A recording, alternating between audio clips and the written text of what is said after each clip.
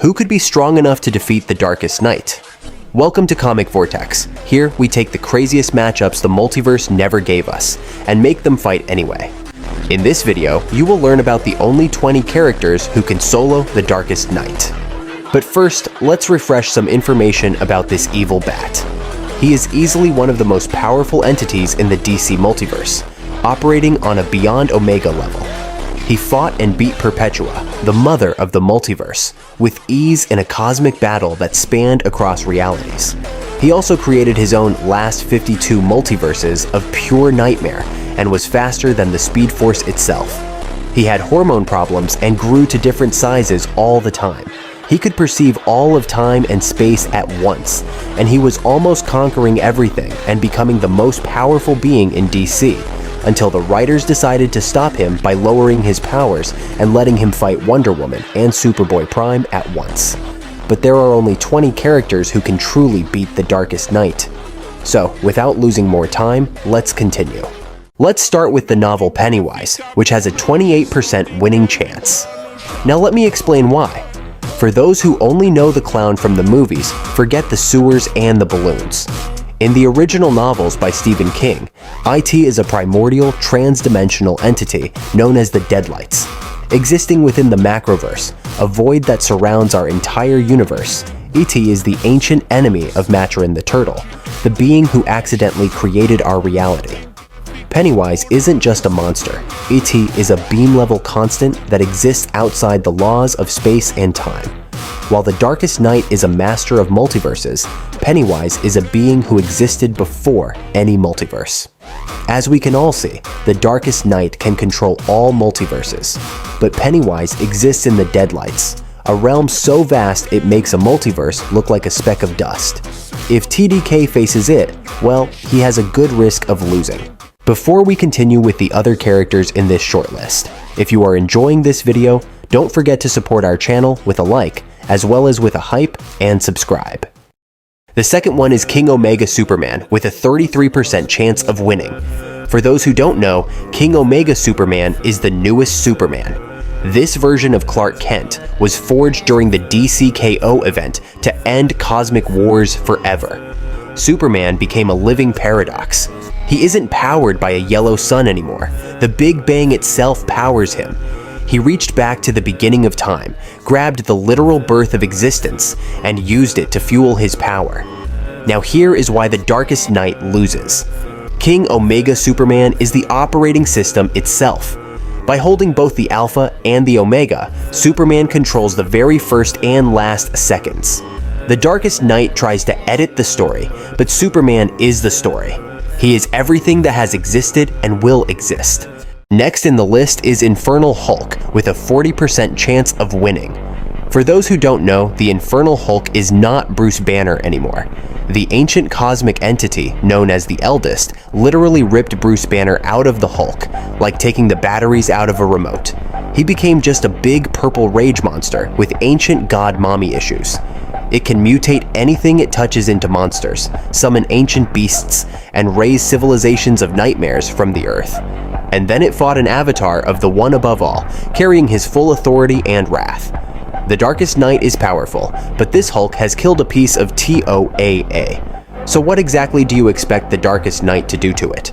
Next in the list is Toba Hulk, with a 49% chance of beating him. Here's what most people get wrong about this one. Toba Hulk isn't a Hulk. There's no Banner in there, no Hulk at all.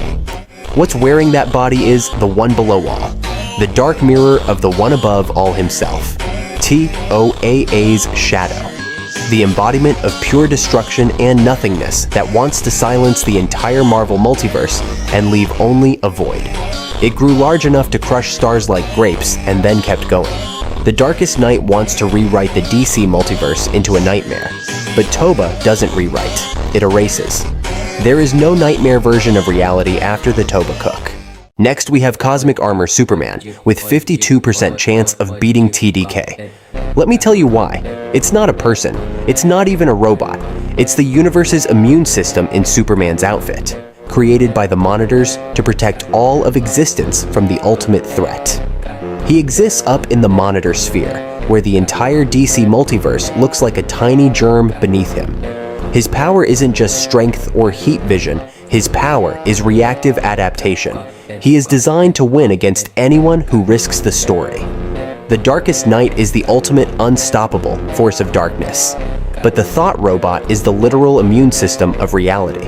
The armor is designed to instantly become stronger than whatever is attacking it to ensure the hero wins. The seventh in the list is the Great Evil Beast with 60% chance of winning. Before the present said, "Let there be light," this thing already existed. Every villain in DC is just this thing's Yelp review. The Great Evil Beast is DC's primordial darkness, the equal and opposite of God himself. Every villain in DC history, every catastrophe, every corruption, Darkseid, the Anti-Monitor, Barbatos, all of them are just tiny pieces of this thing acting in the world. When it woke up, it stormed heaven itself looking for answers, and Lucifer, Beelzebub, and Azrael formed an alliance just to defend themselves from it. The Darkest Knight thinks it's the ultimate darkness, but the Great Evil Beast is what the darkness came from. The Darkest Knight is just a small piece of his evilness and power. The other character is Astral Regulator Thanos, with just 61% chance. Let me explain it well. Forget the Infinity Gauntlet. He is literally a crying baby compared to this guy. The Astral Regulator is an artifact created by TOAA himself to keep the multiverse in balance. And the rules say even TOAA cannot break it. Thanos got his hands on it and then absorbed Death, Galactus, Eternity, Infinity, the Living Tribunal, and finally an avatar of the One Above All. He became the multiverse, every space, every time, every thought, all of it, Thanos. The Darkest Knight can try to fight him, but he will be absorbed by Astral Regulator Thanos and fuel his power even more. Next we have SCP-2747 with a 62% chance of winning. SCP-2747 is something the SCP Foundation can barely even write about. It doesn't kill you. It makes the universe forget it ever bothered writing to you. It is an anti-memetic entity, meaning its very nature destroys the narratives it enters. Not the characters, the stories themselves. Your plot armor means nothing if she deletes the plot, the armor, and the guy who made it. Any fictional universe this pretty mommy enters simply ceases to be coherent. The narrative collapses. The story can no longer be told. The Darkest Knight exists as a story. He's a character operating inside DC's narrative. SCP-2747 doesn't fight stories. It ends them. The Darkest Knight wouldn't be defeated. He would just stop being riddable. Next is the Scarlet King with a 63% chance of winning. For those who don't know, the Scarlet King is a force older than the multiverse itself, something that existed before time, before rules, before structure. His presence alone is enough to break worlds. His arrival marks the end of stories, the collapse of creation, and the death of anything that tries to stand in his way. He doesn't invade reality, he ends it. The Foundation, an organization that has contained gods, reality benders, and universe-eating entities, doesn't even plan to defeat him. They only try to delay him, because stopping him is impossible. And here's why the Darkest Knight loses. The Darkest Knight edits timelines and rearranges universes. But the Scarlet King removes the idea of timelines completely. There's nothing left to rewrite. No story to corrupt, no multiverse to reshape. Now is Pre-Recon Beyonder with 72% winning chance. Almost everyone know this Beyonder in the wrong way. Let me explain it well. Before the editorial nerfs scaled him back, the Pre-Recon Beyonder was the absolute totality of the Beyond realm. To him, the entire Marvel multiverse, including its pantheon of gods, celestial heavens, and demonic hells, was nothing more than a microscopic droplet in the infinite ocean of his own essence. He could extinguish billions of galaxies with a literal sigh and rewrite the fundamental laws of physics as a mere pastime. He didn't just sit at the top of the cosmic hierarchy, he was a hierarchy of one, existing entirely beyond any established order. The writers eventually had to strip him of this powers because his existence rendered the stakes of their own stories meaningless. They effectively knelt before his power, realized they had created something unbelievable. While the Darkest Knight struggled and fought to dominate the DC Multiverse, to the Beyonder, that entire reality is just a discarded toy in a cardboard box. Next we have SCP-3812 with a 65% chance of winning. SCP-3812 is a being that exists above fiction itself. Every time someone tries to explain his ceiling, he's already above it. Including right now. He was once a human, then became a narrative construct, then transcended that, then transcended the thing that transcends that, infinitely. Every time a higher layer of reality is revealed, 3812 has already surpassed it. He doesn't have a power level because power levels are a concept that exists in the tier below him, even though the Darkest Night is powerful within DC's story. SCP-3812 is what happens when a character escapes the concept of being a character. No matter how high the Darkest Night gets, this SCP will still surpass him. Next we have the Leviathan, which has a 68% winning chance. Now let me explain why. For those who are not familiar with the Leviathan, he is not a whale. He is a metafictional force from the unwritten that represents the collapse of stories themselves.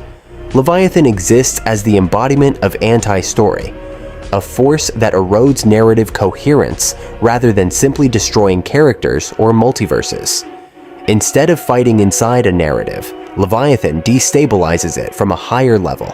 It operates beyond normal story logic, threatening even author-level constructs by attacking the foundation of fiction itself. Leviathan isn't defined by omnipotence or creation.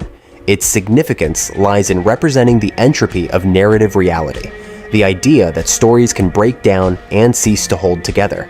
As we can all see, the Darkest Night's entire power comes from corrupting and rewriting the story of the DC Multiverse. But what happens when there is no story left to corrupt? There's nothing left for the Darkest Night to rewrite. Now is time for those two goats, Lucifer and Michael, with 75% winning chance. In the DC Vertigo cosmology, these two aren't just angels, they are the two halves of creation. Lucifer got kicked out of heaven and responded by building his own. That's not a villain origin story, that's a business plan. When the Presence made existence, he split his power into two.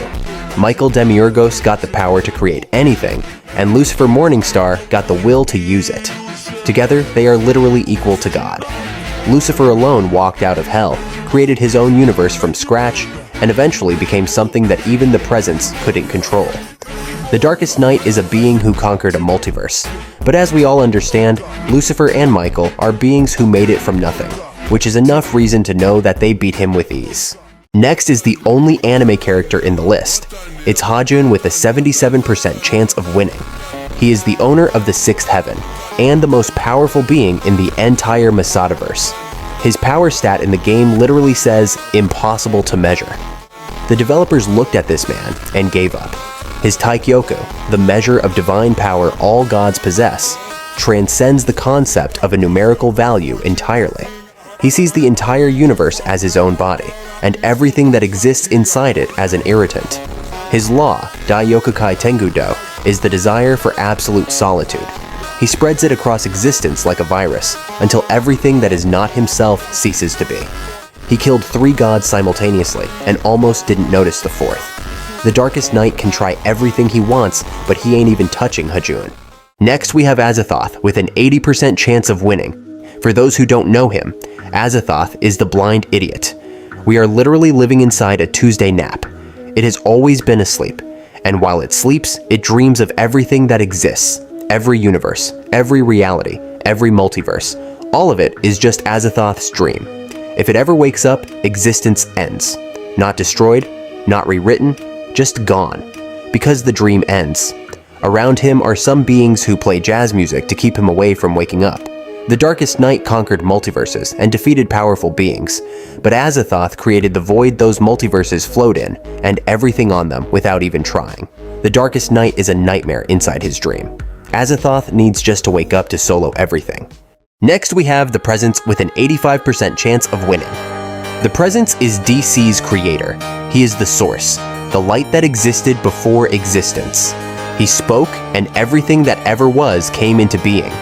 The Darkest Night, Perpetua, the Great Evil Beast, every monitor, every cosmic entity in DC. All of them exist because the Presence allowed it. He doesn't fight, he doesn't need to. His presence alone reshapes reality. The Darkest Knight wants to become the supreme force in all of DC. The presence already is. That's why he wins with ease. Next we have Toa with the same percentage of the presence. Everyone knows the one above all. He is Marvel's creator, the absolute ceiling of the Marvel Multiverse and beyond. He didn't create the Marvel Multiverse, he wrote it. There's a difference between being God and being the author. Every Marvel character ever, gods, demons, cosmic beings, exists because Toa was in a creative mood that day. Every writer, every story, every character, all of it exists by his authorship. He is the reason the Marvel Multiverse continues to exist at all. And just like the presence that rules the DC, Toa rules the Marvel, which makes them an equal in their power and chances of beating TDK. Next we have the writer with a 90% chance to win this match. The writer exists in DC Comics as a character who knows he is in a comic book and can rewrite it. He can change or delete all history. Well, not the browser history, he ain't that helpful. Anyway, he can alter the story, erase characters, rewrite their history, give them new powers, or simply remove them from the narrative entirely. He stands above the logic of the DC Universe because he's operating from the layer that produces the DC Universe. He is fiction that became aware of the author's pen and picked it up. The Darkest Knight is one of the most powerful characters ever written. The writer is the one doing the writing. A character can't fight the hand that holds the pen. Next we have the Supreme Author with a 94% winning chance. This is a bit complex, so let me explain it in the most simple way. The SCP Chinese branch took the concept of the author and pushed it past every limit. It exists so far above the SCP-verse that calling it overpowered is like calling the ocean a little wet. The Supreme Author is not just a creator, it is the true God outside all narrative systems, the unity of every author above every layer of reality, from which the entire SCP Foundation, English, Chinese, every branch, is just a projection. It exists in a true reality so far above the SCP-verse that even the most powerful entities in the Foundation, 3812, 2747, every god and every concept, are just shadows on a wall. The Darkest Knight is a fictional character. The Supreme Author is the being outside all fiction, from which the very concept of fictional characters is just one tiny layer of a projection. The Darkest Knight literally cannot reach the altitude where the Supreme Author exists. And finally, the last one, the reader with 100% chance of winning. This one is the most unsettling. The reader is you. Every cosmic battle, every universe-ending threat, it only exists because you kept scrolling. You have more power than all of them. Every universe, every multiverse, every cosmic hierarchy, from DC to Marvel to SCP to Lovecraft. All of it only exists because someone is reading it. The reader's act of observation is what gives fiction reality. Stop reading, and it all disappears. The Darkest Knight is the most terrifying thing in DC Comics. But he's still in DC Comics. The reader is the reason DC Comics exists at all. You can't defeat your own audience. Well, we've given our take, but what's yours? If there's anyone you think we missed, drop it in the comments. And if you enjoyed our video, hit subscribe to our channel to see many more.